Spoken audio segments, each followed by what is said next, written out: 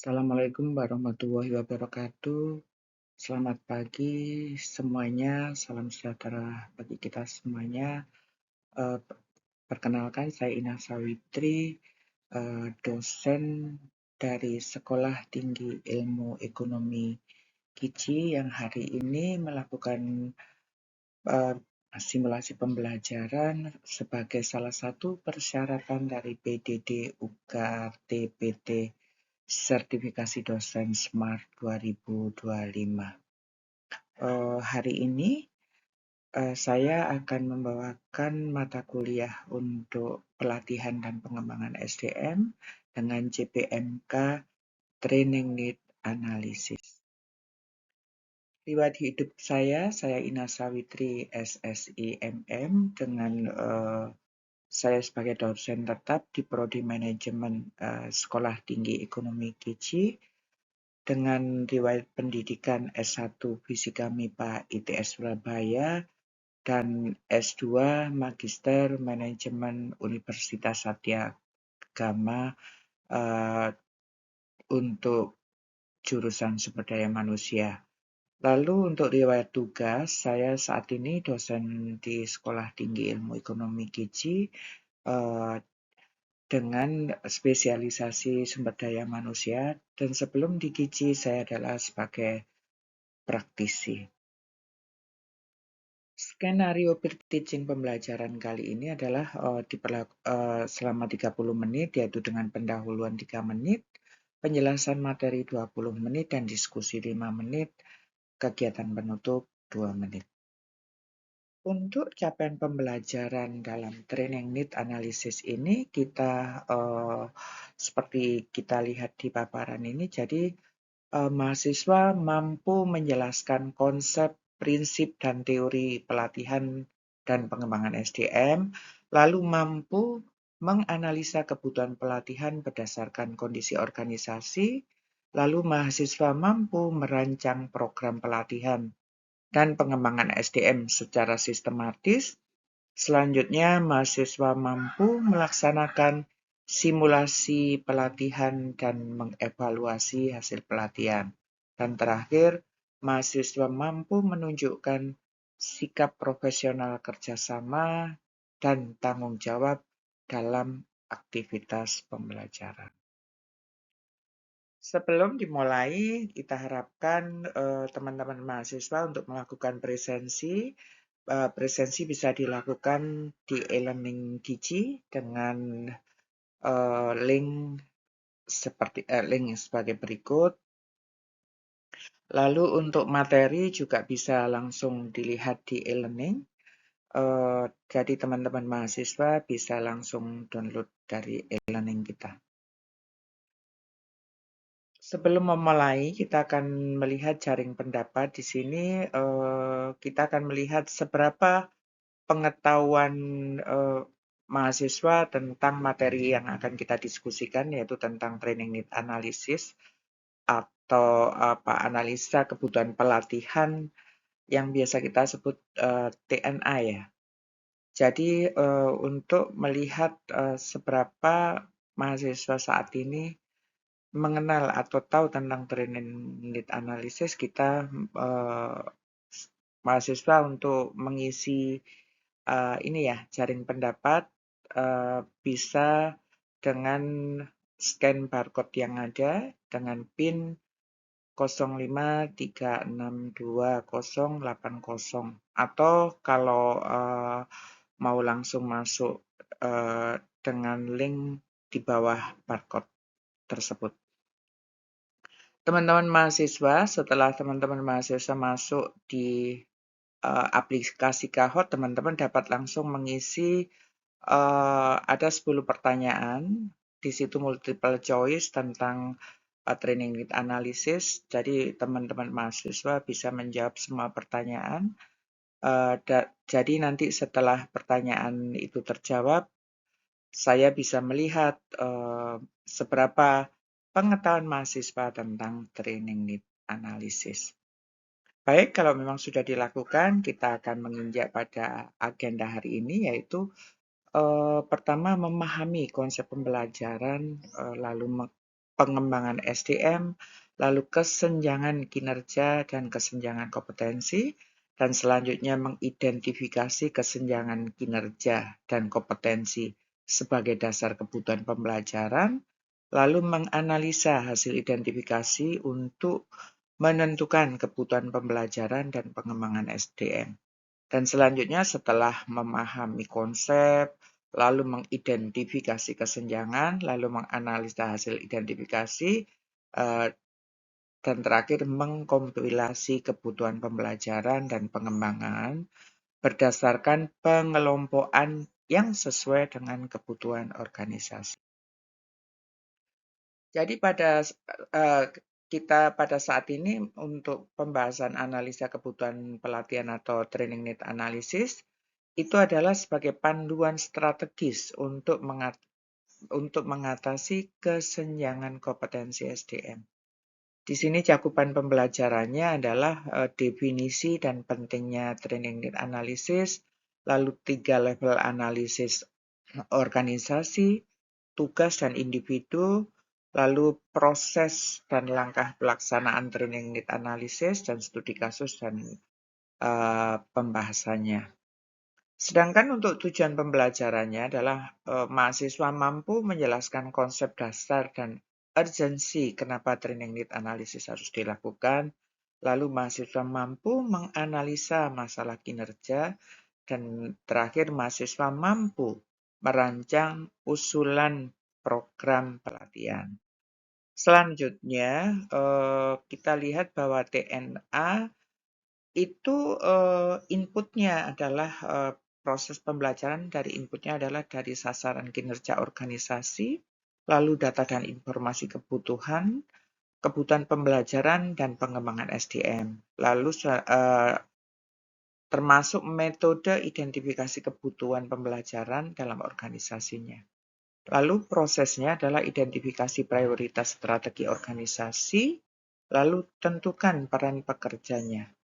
Dalam hal ini kayak posisi pekerja di jabatan dan jabatan tertentu, jadi spesifik ya. Lalu selanjutnya hubungan kebutuhan pembelajaran dengan hasil yang diharapkan. Jadi output dari input dan proses itu menghasilkan jenis pelatihan yang dibutuhkan.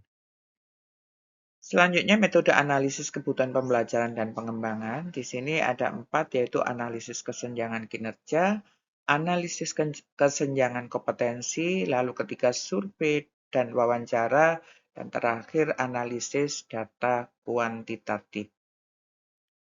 Selanjutnya untuk analisis kebutuhan pembelajaran, kita bisa melakukan dari training need analysis, lalu gap analysis, dan SWOT analysis. Sedangkan untuk langkah-langkah menyusun kebutuhan pembelajaran dan pengembangan, kita bisa melakukan 1, analisis data, lalu urutan urgensi kebutuhan, dan selanjutnya desain program pelatihannya. Teman-teman mahasiswa, di sini kita bisa melihat mengapa training need analysis sangat penting dilakukan dalam suatu perusahaan. Karena training need analysis ini pastinya menyangkut efisiensi biaya, lalu ROI pelatihan, return of investment pelatihan, lalu motivasi karyawan, dan seberapa tepat sasaran pelatihan itu dilakukan. Jadi TNA bukan sekedar formalitas, melainkan investasi strategis yang memberikan dampak nyata bagi efektivitas organisasi dan pengembangan karyawan. Di sini untuk efisiensi biaya adalah menghindari pemborosan biaya untuk pelatihan yang tidak relevan dengan target bisnis perusahaan ya. Lalu untuk return of investment pelatihan adalah memastikan pelatihan yang memberikan dampak terukur pada kinerja dalam implementasinya, lalu motivasi karyawan merasa dihargai dan dikembangkan sesuai dengan kebutuhannya saat ini di posisi mana. Lalu program yang diberikan dirancang menjawab untuk kebutuhan bisnis dan kebutuhan dari kompetensi karyawan sehingga pelatihan tepat sasaran dilakukan. Di sini kita bisa lihat kerangka kerja TNA itu ada 3 level analisis. Di situ kita bisa lihat organisasi, tugas, lalu individu. Untuk mendapatkan diagnosis yang akurat, TNA dilakukan secara sistematis melalui 3 tingkatan analisis yang saling berkaitan dan gambaran besar hingga ke level individu. Di sini bisa dijelaskan gini ya, organisasi pada saat organisasi itu melakukan perencanaan jangka panjang yang biasanya 5 tahunan, lalu dibuat perencanaan jangka panjang 5 tahun, lalu dibuat perencanaan jangka pendek yang short term itu 1 tahun. Dari perencanaan 1 tahun itu kita merancang struktur organisasi yang mendukung pada target perusahaan yang sudah direncanakan. Dengan membuat struktur organisasi tersebut, maka diketahui jabatan-jabatan apa yang diperlukan atau berapa orang yang diperlukan untuk melaksanakan atau meraih target perencanaan bisnis tersebut. Di sini, setelah ada struktur organisasi, kita dari struktur organisasi itu kita tahu tugas dari setiap jabatan dan level jabatan, sehingga job description-nya clear per jabatan dan per jenis jabatan. Di situ persyaratan jabatan bisa kita lihat pada job description dan untuk pembobotannya bisa kita lihat dari KPI per individu. Sehingga kita udah tahu kebutuhan organisasinya sudah sesuai dengan planning perusahaan yang long term atau short term, lalu sudah dibuat struktur organisasinya per jabatan sehingga lahir tugas per individunya, dan lalu kita setelah ada tugas sesuai dengan struktur organisasi itu, ada individu yang menduduki di jabatan itu. Di situ kita bisa melihat kompetensi individu sudah cukupkah sesuai dengan tugas atau posisi yang diduduki saat ini. Di sini kita bisa ada 3 golongan, yaitu ada individu yang sudah memenuhi kompetensi di tugas itu, lalu kedua ada individu yang melebihi kompetensi di posisi itu, lalu ada individu yang masih di bawah kompetensi yang dipersyaratkan pada tugas itu. Untuk yang pertama yang sudah memenuhi berarti oke, tidak diperlukan pelatihan. Untuk kondisi kedua, yang individu mempunyai kompetensi lebih dari tugasnya, perusahaan sebaiknya melakukan promosi sehingga karyawan tersebut, individu tersebut sesuai dengan kapasitas atau kompetensi yang dimiliki. Sedangkan untuk individu yang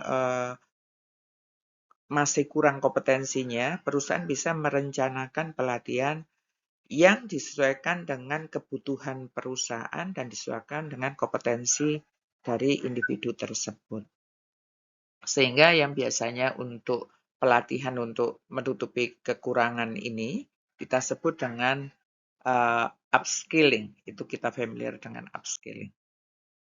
Lalu kerangka kerja, training need analysis, ini yang 3 level analisis, itu 1 analisis organisasi, kedua analisis tugas, dan ketiga analisis individu. Untuk analisis organisasi, fokus pada tujuan strategis sumber daya dan iklim organisasi untuk menentukan di mana pelatihan paling dibutuhkan. Dengan pertanyaan kunci, departemen mana target tidak tercapai. Artinya di sini dari view organisasi, kita melakukan analisis itu, lalu untuk implementasinya tentunya terkorelasi dengan sumber daya yang ada, sehingga pelatihan sebaiknya dilakukan yang paling prioritas, yaitu departemen mana yang paling parah ya, tidak tercapai eh, targetnya. Di situ kita bisa analisis kenapa departemen tersebut tidak tercapai. Dari skop organisasi kita melihat tugas per individunya.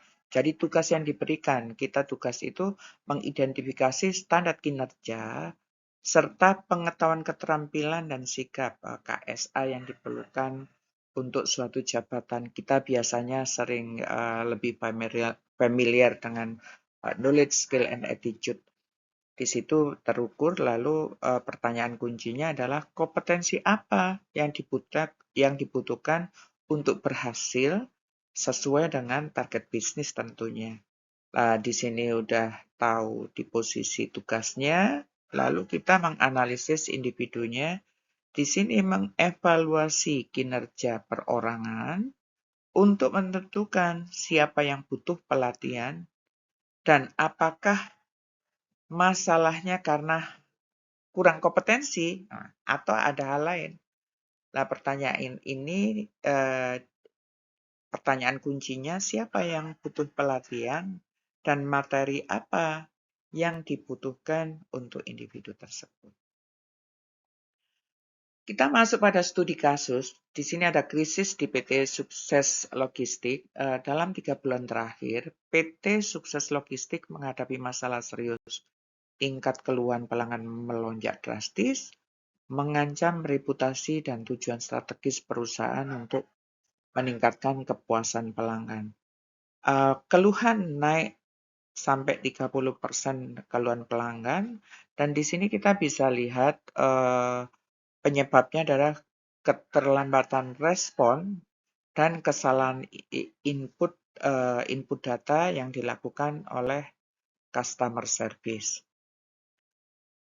Kita lanjut, apa akar permasalahan kenapa bisa terjadi dari keterlambatan respon dan kesalahan input? Di sini kita bisa lihat untuk kebutuhan pelatihan itu poinnya adalah kinerja standar atau kinerja standar yang disesuaikan dengan target dari goals suatu perusahaan dikurangi kinerja actual hari ini. Lah selisihnya itu adalah kebutuhan pelatihan. Di sini TNA membantu kita untuk memahami celah antara kinerja yang diharapkan atau standarnya dan kinerja yang terjadi di lapangan actual, sehingga kesenjangan inilah yang menjadi dasar kebutuhan pelatihan yang akan kita laksanakan. Data kinerja kita bisa lihat di sini grafiknya. Di grafik ini kita bisa melihat bahwa menunjukkan perbandingan antara target kinerja tim CS dengan pencapaian actual mereka memperlihatkan adanya kesenjangan yang sangat signifikan. Sehingga kita lakukan proses diagnostik di PT Sukses Logistik. Pertama, diagnostik terhadap organisasinya. Di sini kita fokus pada Departemen CS yang kinerjanya mengancam tujuan atau kepuasan pelanggan. Lalu kedua, tugas di level tugas itu kompetensi kunci dan kecepatan dan akurasi penggunaan software CRM, bukan hanya komunikasi saja.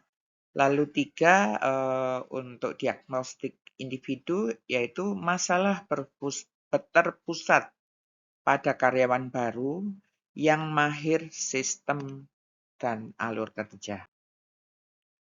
Lalu dari analisis diagnostik, kita ambil kesimpulan dan rekomendasi, yaitu solusi tepat sasaran. Di sini kita bisa lihat untuk diagram pie di sebelah kanan. Di sini hasil analisis menunjukkan bahwa pelatihan komunikasi bukanlah solusi yang tepat. Masalahnya lebih bersifat teknis dan prosedural. Oleh karena itu, rekomendasi yang diberikan lebih holistik. Lalu rekomendasi tidak hanya berfokus pada pelatihan saja, tetapi juga mencakup perbaikan sistem yang menjadi akar masalah ini, yang menunjukkan kekuatan training need analysis dalam menemukan solusi yang holistik. Selanjutnya kita lihat contoh implementasi metode analisis dalam organisasi. Di sini sebuah bank nasional menemukan tim cabang regional mengalami kesulitan dalam menawarkan layanan digital banking kepada pelanggan. Langkah-langkah analisisnya di sini ya, ada 4 langkah. Ini pertama, pengumpulan data, yaitu menganalisis transaksi digital, lalu mengumpulkan laporan feedback dari pelanggan dan tim cabang. Lalu kedua, mengidentifikasi kesenjangan, yaitu kurangnya pemahaman tim tentang fitur dan manfaat produk digital banking. Dan ketiga, merekomendasikan berdasarkan analisis, yaitu menyelenggarakan simulasi layanan digital banking untuk tim cabang, lalu peningkatan keterampilan komunikasi dalam menjelaskan layanan kepada pelanggan. Dan yang terakhir keempat, dampak yang diharapkan, tim cabang lebih percaya diri dalam menawarkan layanan digital banking dan peningkatan adopsi layanan digital oleh pelanggan. Teman-teman, ini selanjutnya tugas kelompok. Di sini untuk tugas kelompok, teman-teman harus membuat analisis kebutuhan pembelajaran dalam suatu perusahaan ya. Teman-teman bisa memilih data perusahaan sesuai dengan apa ya? Sesuai dengan yang teman-teman ini ya, sesuai yang diharapkan atau yang mau didalami, dan tentunya yang datanya mudah untuk didapatkan. Jadi teman-teman bisa juga mengambil atau bisa membuat studi kasus di tempat kerja teman-teman yang memang sudah kerja. Kalau enggak, yang belum kerja bisa memakai studi literatur. Di sini kerjakan tugas secara berkelompok dengan anggota per kelompoknya 3 orang mahasiswa.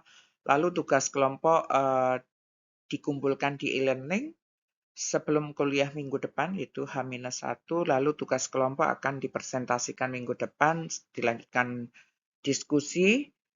Dan teman-teman kalau menemui kendala atau pertanyaan bisa disampaikan di e-learning sehingga bisa saya respon atau didiskusikan dengan teman-teman lainnya. Sesi tanya jawab, silakan teman-teman menanyakan apa yang kurang clear dari penjelasan saya tentang training need analysis.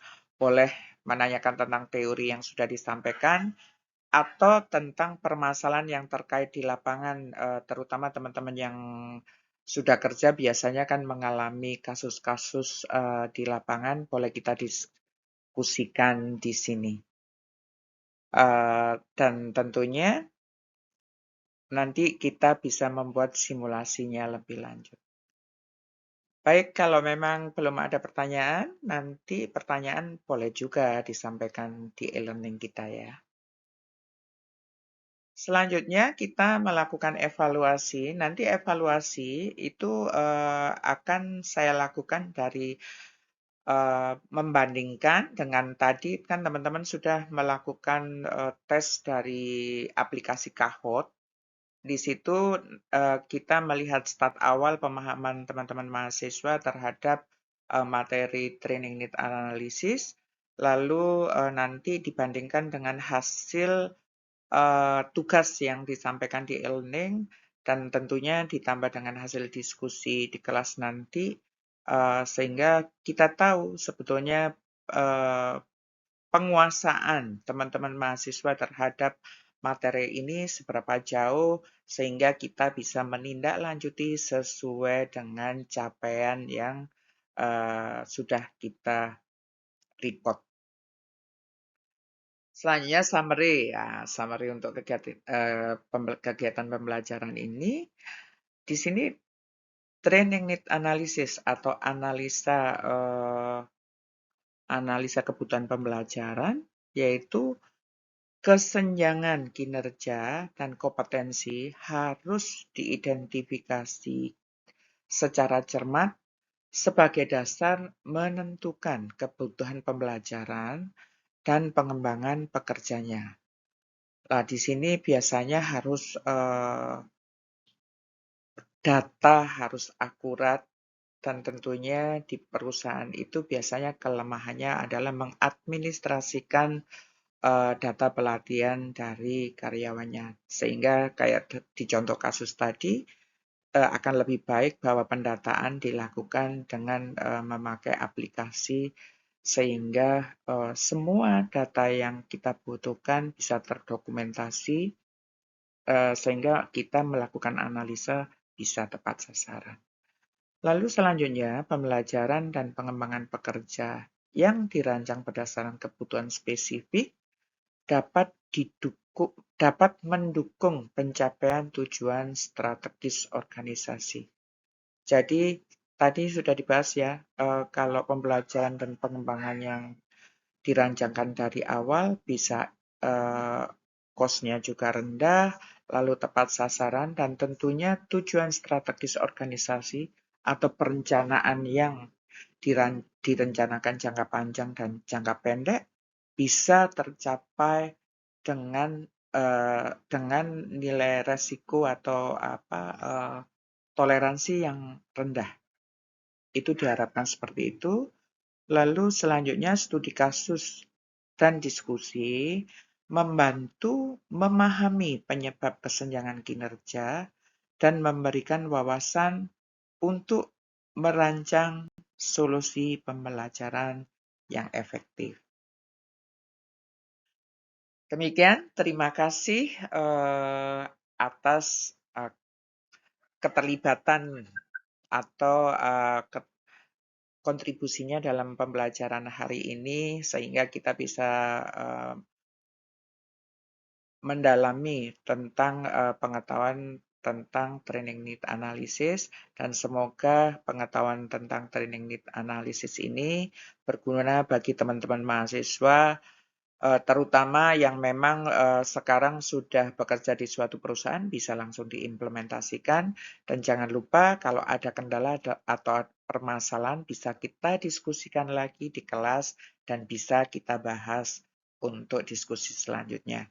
Dan jangan lupa untuk pertemuan minggu depan kita sebelum mulai kuliah teman-teman harus mendiskusikan tentang hasil kajian yang sudah dilakukan per kelompok dan tentunya H-1 materi diskusi harus sudah diupload di e-learning kita, yaitu e-learning Giji, STI Giji. Baik, terima kasih. Mohon maaf kalau ada hal-hal yang kurang berkenan. Wassalamualaikum warahmatullahi wabarakatuh.